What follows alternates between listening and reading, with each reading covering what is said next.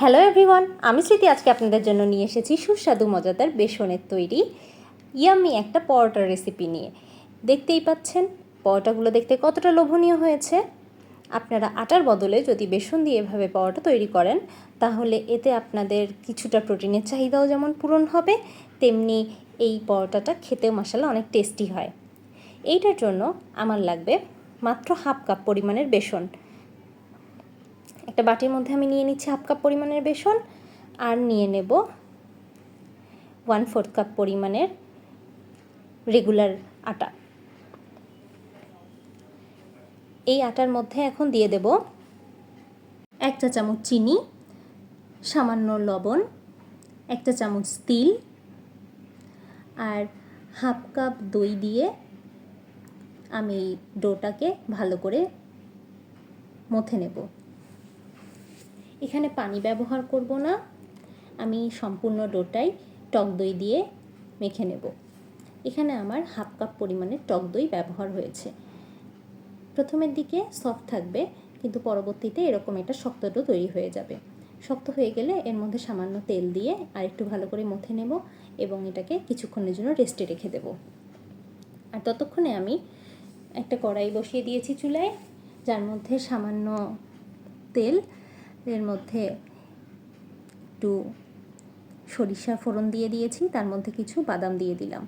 আর বাকি যে হাফ কাপের দইয়ের মধ্যে যে 1/4 কাপ দই বাকি ছিল, সেই দইটা আমি এই গরম তেল আর বাদামের মধ্যে দিয়ে দিলাম।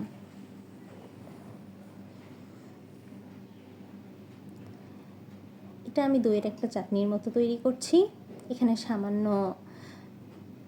মরিচের গুঁড়া দিয়ে দিচ্ছি, 1 চা চামচ চিনি দিয়ে দিচ্ছি, আর স্বাদের জন্য সামান্য একটু লবণ ব্যবহার করব। এই লবণটা খুবই সামান্য। এখন টেস্টটা ঠিক আছে কিনা এটা এখন আমি এটাকে সার্ভ করে নেব। এখন একটা বাটি সারফেসের মধ্যে সামান্য আটা দিয়ে এটাকে একটা রুটি বেলে নেব। এগুলো নর্মাল পরোটার রুটির মতোই বেলে নেব। একটু বড় সাইজের করে একটা রুটি বেলে নেওয়া হয়ে গেলে এর মধ্যে আমি একটু তেল দিয়ে দেব।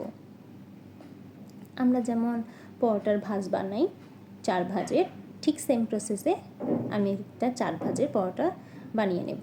এরকমভাবে দুটি পরোটা তৈরি হয়ে গেলে একটা পরোটা আমি সামান্য আটা দিয়ে বেলে নেব। এটা নর্মাল পরোটা আমরা যেভাবে বানাই এই সেম প্রসেসে এই পরোটাটাও আমরা ওইভাবেই বানিয়ে নেব। তবে এই পরোটাটা একটু মোটা হবে। থিকনেসটা আমি দেখিয়ে দিলাম। এখন একটা ফ্রাই প্যান গরম করে নিয়েছি। ফ্রাই প্যানের উপরে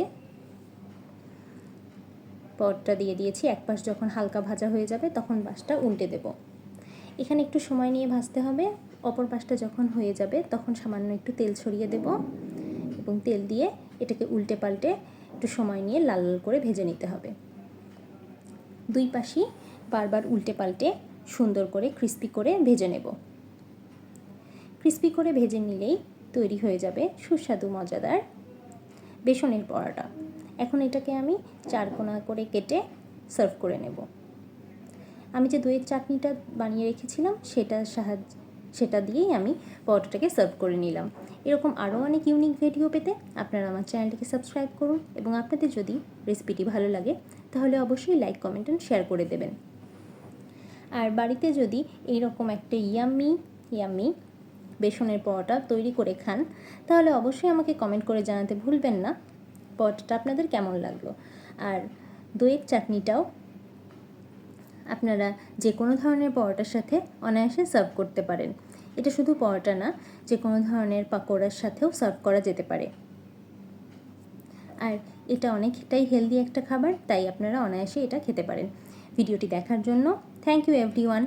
ভালো থাকবেন সবাই।